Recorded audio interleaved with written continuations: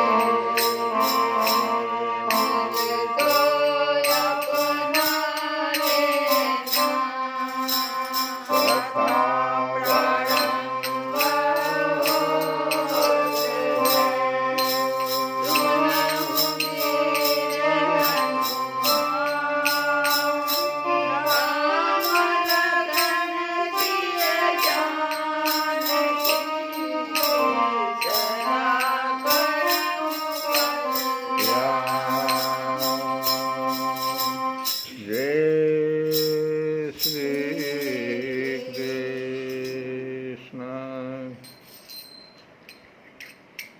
गजेंद्र की कथा बड़े ध्यान से सुनने लायक कथा। ये हम सभी जीवात्माओं की कथा है। आगे कहते हैं कि जैसे कोई दयालु पुरुष फंदे में पड़े हुए पशु का बंधन काट दे। ये गजेंद्र जी स्तुति कर रहे हैं भगवान का। हम लोग कल जो स्तुति भगवान का सुन रहे थे, उसी स्तुति के अगले भाग को हम लोग सुनेंगे कि जैसे कोई दयालु पुरुष फंदे में पड़े हुए पशु का बंधन काट दे, वैसे ही आप मेरे जैसे शरणागतों की फांसी काट देते हैं। गजेंद्र कह रहा भगवान से, आप नित्य मुक्त हैं, परम करुणामय हैं और भक्तों का कल्याण करने में आप कभी आलस्य नहीं करते। आपके चरणों में मेरा नमस्कार है। समस्त प्राणियों के हृदय में अपने अंश के द्वारा अंतर आत्मा के रूप में आप उपलब्ध होते रहते हैं। आप सर्वेश्वर पूर्ण एवं अनंत हैं, आपको मैं नमस्कार करता हूँ। जो लोग शरीर, पुत्र, गुरुजन, गृह, संपत्ति और स्वजनों में आसक्त हैं, गजेंद्र कह रहा है कि जो लोग शरीर, पुत्र, गुरुजन, गृह, संपत्ति और स्वजनों में आसक्त है, उन्हें आपकी प्राप्ति अत्यंत कठिन है, क्योंकि आप स्वयं गुणों की आसक्ति से रहित हैं। जीवन मुक्त पुरुष अपने हृदय में आपका निरंतर चिंतन करते रहते हैं। उन सर्वेश्वर पूर्ण ज्ञान स्वरूप भगवान को मैं नमस्कार करता हूँ। धर्म, अर्थ, काम और मोक्ष की कामना से मनुष्य उन्हीं का भजन करके अपनी अभिष्ट वस्तु प्राप्त कर लेते हैं। इतना ही नहीं, वे उनको सभी प्रकार का सुख देते हैं और अपने ही जैसा विनाशी पार्षद शरीर भी देते हैं। वे ही परम दयालु मेरा उद्धार करें। जिनके अनन्य प्रेमी भक्तजन उन्हीं की शरण में रहते हुए उनसे किसी भी वस्तु की, यहाँ तक कि मोक्ष की भी अभिलाषा नहीं करते, केवल उनकी परम दिव्य मंगलमयी लीलाओं का गान करते हुए आनंद के समुद्र में निमग्न रहते हैं। जो अविनाशी, सर्वशक्तिमान, अव्यक्त, इंद्रियातीत और अत्यंत सूक्ष्म है, जो अत्यंत निकट रहने पर भी बहुत दूर जान पड़ते हैं, जो आध्यात्मिक योग अर्थात ज्ञान योग या भक्ति योग के द्वारा प्राप्त होते हैं, उन्हीं आदि पुरुष अनंत एवं परिपूर्ण पर ब्रह्म परमात्मा की मैं स्तुति करता हूँ। जिनकी अत्यंत छोटी कला से अनेकों नाम रूप के भेदभाव से युक्त ब्रह्मा आदि देवता, वेद और चराचर लोगों की सृष्टि हुई है। जैसे धधकती हुई आग से लपटे और प्रकाशमान सूर्य से उनकी किरणें बार बार निकलती और लीन होती रहती है, वैसे ही जिन स्वयं प्रकाश परमात्मा से बुद्धि, मन, इंद्रिय और शरीर जो गुणों के प्रवाह रूप हैं, बार बार प्रकट होते तथा लीन हो जाते हैं, वे भगवान न देवता है न सुर। वे मनुष्य और पशु पक्षी भी नहीं हैं, न वे स्त्री हैं न पुरुष और न नपुंसक। वे कोई साधारण या असाधारण प्राणी भी नहीं हैं, न वे गुण हैं न कर्म न कार्य हैं, अनंत कारण ही। सबका निषेध हो जाने पर जो कुछ बच रहता है वही उनका स्वरूप है, तब वे ही सब कुछ है। वे ही परमात्मा मेरे उद्धार के लिए प्रकट हों। मैं जीना नहीं चाहता। यह हाथी की योनि बाहर और भीतर सब ओर से अज्ञान रूप आवरणों के द्वारा ढकी हुई है। इसको रखकर करना ही क्या है? मैं तो आत्म प्रकाश को ढकने वाला उस अज्ञान रूप आवरण से छूटना चाहता हूँ, जो काल क्रम से अपने आप नहीं छूट सकता, जो केवल भगवत कृपा अथवा तत्व ज्ञान के द्वारा ही नष्ट होता है। इसीलिए मैं उन परम ब्रह्म परमात्मा की शरण में, जो विश्व रहितर होने पर भी विश्व के रचयिता और विश्व स्वरूप है, साथ ही जो विश्व की अंतर आत्मा के रूप में विश्व रूप सामग्री से क्रीड़ा भी करते रहते हैं, उन अजन्मा परम पद स्वरूप ब्रह्म को मैं नमस्कार करता हूँ। योगी लोग योग के द्वारा कर्म वासना और कर्म फल को भस्म करके अपने योग शुद्ध हृदय में जिन योगेश्वर भगवान का साक्षात्कार करते हैं, उन प्रभु को मैं नमस्कार करता हूँ। प्रभु, आपकी तीन शक्तियां सत्व रज और तम के राग आदि वेग असह है। समस्त इंद्रियों और मन के विषयों के रूप में भी आप ही प्रतीत हो रहे हैं, इसलिए जिनकी इंद्रियां अब बस में नहीं है वे तो आपकी प्राप्ति का मार्ग भी नहीं पा सकते। आपकी शक्ति अनंत है, आप शरणागत वत्सल हैं, आपको मैं बार बार नमस्कार करता हूँ। आपकी माया अहं बुद्धि से आत्मा का स्वरूप ढक गया है, इसी से यह जीव अपने स्वरूप को नहीं जान पाता। आपकी महिमा पार है, उन सर्वशक्तिमान एवं माधुर्य निधि भगवान की मैं शरण में हूँ।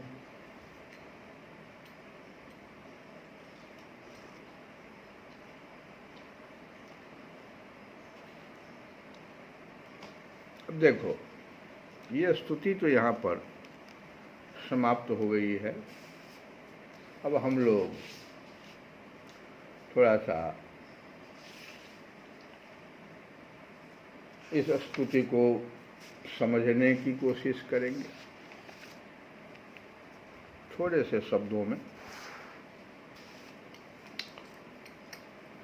ये जो हम लोग कथा सुन रहे हैं वे गजेंद्र मोक्ष की कथा है, और इस कथा का ये कथा जो शुरू हुई है वो मनवंतर की कथा जब पूछा गया कि स्वयंभू मनु के आगे जो मनवंतर है उन सबों का वर्णन कीजिए, क्योंकि मनवंतर का वास्तव में बड़ा महत्व है। प्रत्येक मनवंतर में एक बार प्रभु अवतार ग्रहण करते हैं, कोई लीला करते हैं।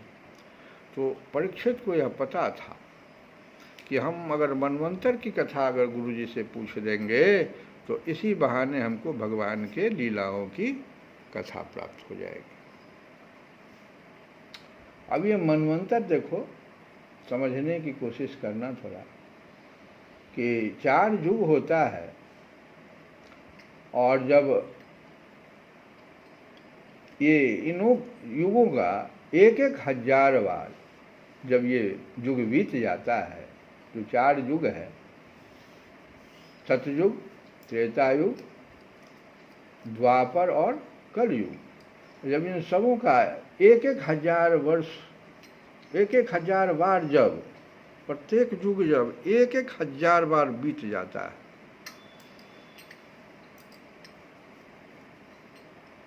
तो ब्रह्मा जी का एक दिन होता है। ध्यान दो, और ब्रह्मा जी का एक दिन में 14 गो मनवंतर हो जाता है।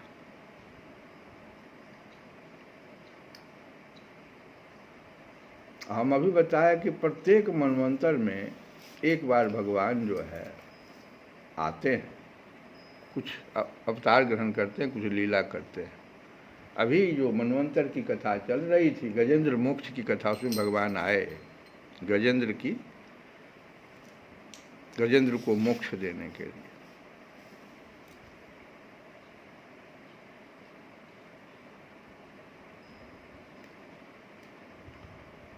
अब देख लो कि ये गजेंद्र और ग्राह कौन था। ग्राह जो था पूर्व जन्म में हुहु नाम का गंधर्व था। हुहु मतलब हुआ कि हंसाने वाला गंधर्व। अभी भी बहुत लोग हु करते हैं। क्या हंसाता था सुसम। एक बार देवल ऋषि सरोवर में स्नान करने आए, वहां जप कर रहे थे, वो भगवान में लीन थे। ये हु क्या किया, उसी समय वो भी स्नान करने आ गया था कहीं से। बस वो डुबकी मारा, पीछे नीचे से जाकर उनका पैर पकड़ करके ऐसे ऐसे कर दिया, हिला दिया। तो बड़ा ही घबराए, इधर मग्न थे, भगवान के ध्यान में थे, थोड़ा घबराए क्या हुआ। तब तक वो बाहर निकला और हंस करके ही हु करके कि हम आपको देखिए डरा दिए ना, डरा दिए ना, ही हु। ओ जाओ, श्राप दे दिए। अब यही क्रिया तुम करना, जल के भीतर किसी का पैर पकड़ लेना, हु करना, तो बड़ा वो दुखी हो गया, कहा नहीं इसी से तुम्हारा कल्याण भी होगा। देवल ऋषि ने कहा कि अब समय आएगा, अभी तो तुम हो जाओगे ग्राह, समय आएगा तो यही क्रिया करते करते तुम्हारा जो मोक्ष हो जाएगा, भगवान करेंगे। और ये गजराज भी जो था ना, ये भी पूर्व जन्म में अगस्त जी के श्राप से हाथी हो गया था, क्योंकि उनको जो देखा ना, अहंकार में प्रणाम नहीं किया, कहे जाओ तुम हाथी हो जाओ, जितना अहंकार है तो हाथी हो जाओ। तो बड़ा वो भी दुखी हुआ, कहा नहीं फिर तुम्हारा भी कल्याण ही चीज होगा।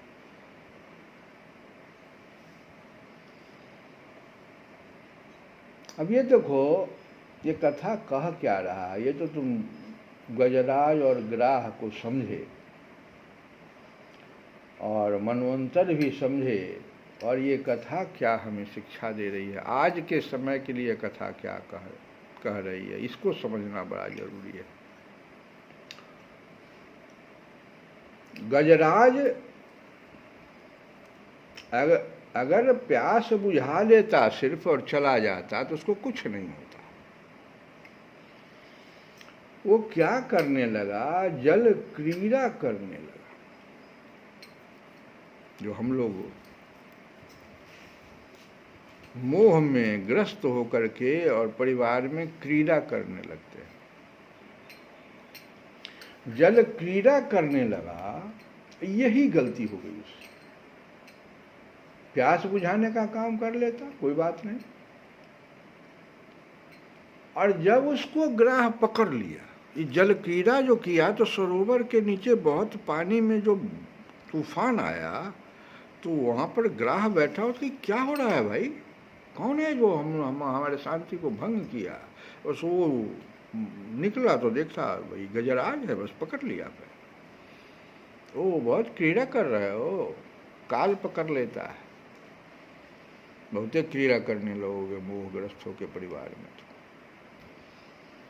अब देखो, जिसके लिए क्रीड़ा कर रहा था अपने परिवार वालों के लिए, जब ये बहुत थक गया लड़ते लड़ते, तो कहा बचाओ भाई मुझे परिवार के लोगों। तो उन लोगों ने क्या जवाब दिया मालूम है, बहुत बचाने की कोशिश किए, आज 1000 वर्ष से तो तुमको बचाते बचाते आज हम भी भूखे मर रहे हैं तुम्हारे चलते, अब तुम फंस गए हो, अब हम नहीं साथ दे सकते हैं। ये 80-90 के आयु वाले, अगर 100 वर्ष की आयु मानी जाए, तो 70 और 60-70 से ऊपर वाले व्यक्ति की भी यही दशा है। परिवार वाले कहते अब नहीं हम आपकी मदद कर सकते हैं, बहुत दिन हम आपके विपत्ति के साथ रहे, आपके साथ साथ हम पेड़ा रहे हैं। तो जितनी हथनियाँ थी वो सब जो है चल दी, वहाँ से सभी परिवार लेके चली गए। और जब पलायन कर गए सभी लोग, तो हाथी को वैराग्य हुआ। अब वैराग्य का उदय होता है। वैराग्य आता इतना जल्दी से क्या? अब हाथी को वैराग्य हुआ, वो सब तो छोड़ के चले गए। जब तक मुझ में शक्ति थी, सब चारों ओर से मुझे घेरे हुए थे, सुख के सब साथी, है ना। तो नानक जी ने भी एक बहुत सुंदर पंक्ति कहा कि प्रीतम जान लियो मन माटी, अपने सुख से हो जाता को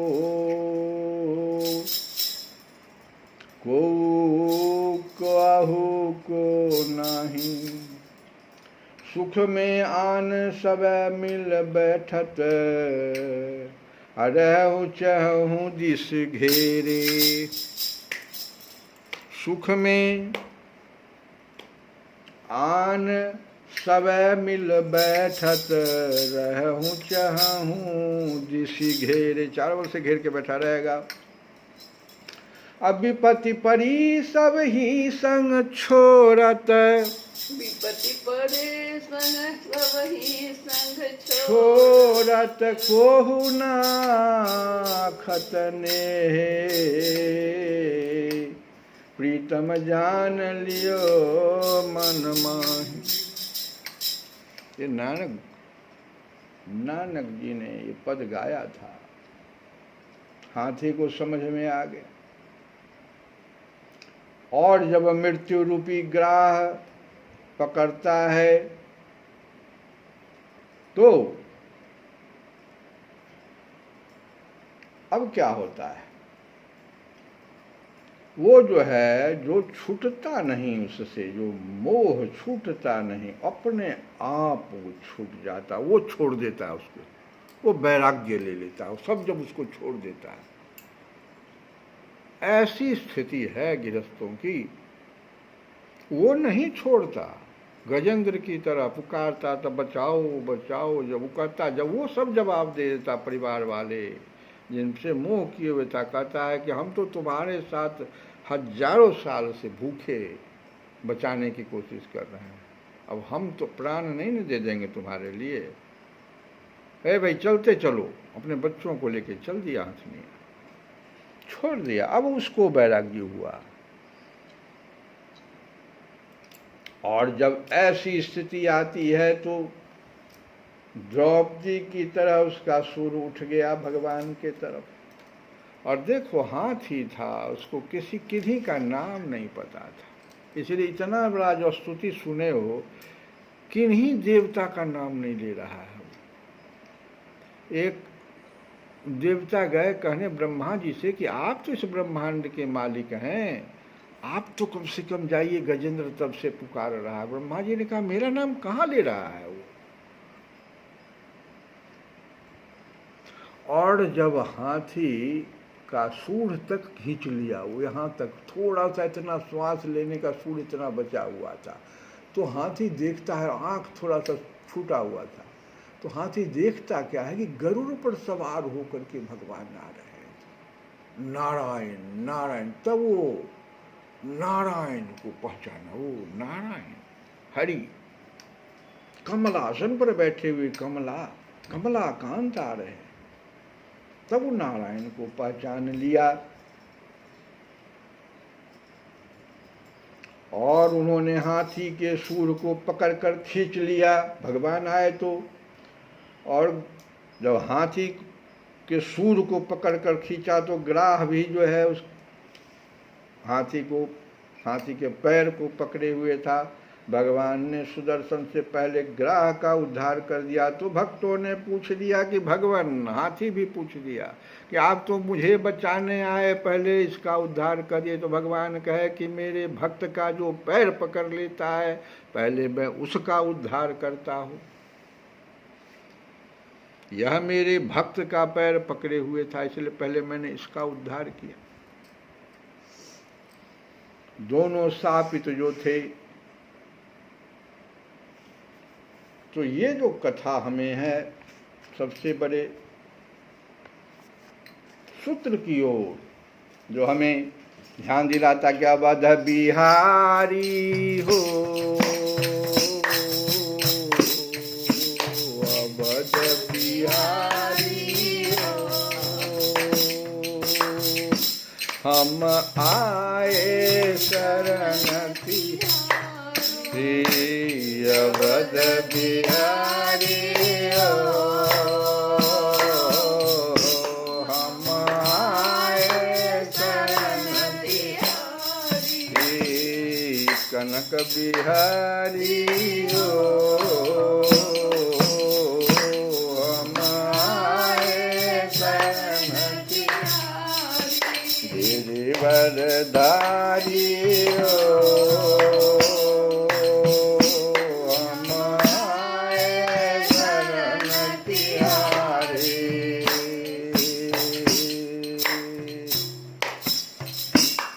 भगवान महापात की रहा अजामिल, उसे मिला सुरधाम।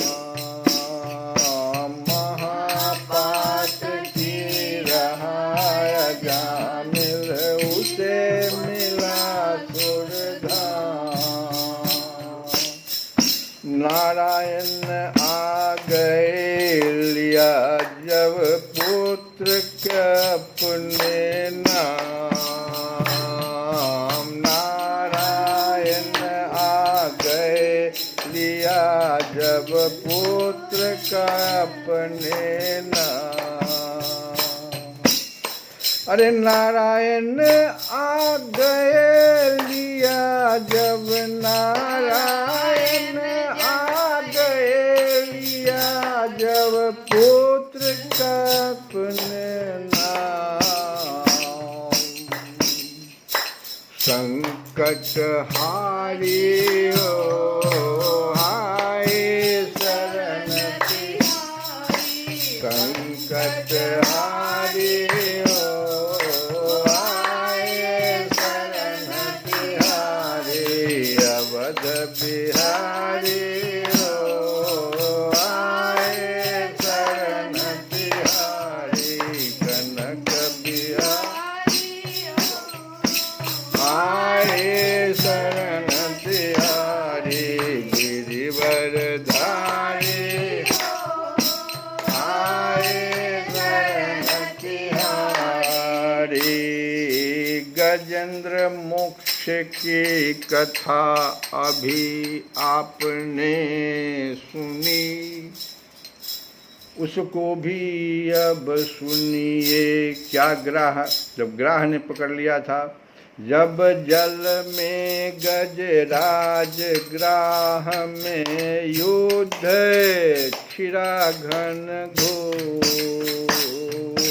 जब जल में गजराज ग्राह में युद्ध हुआ घन घोर।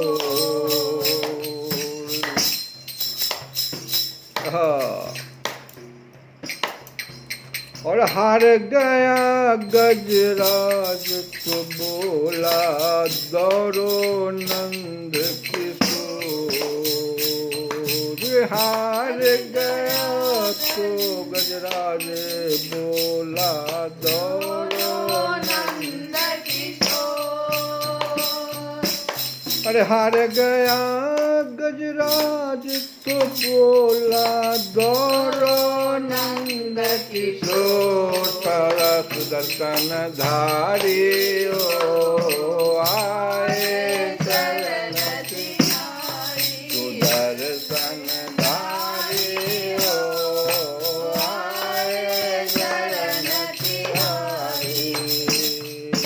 अवध बिहारी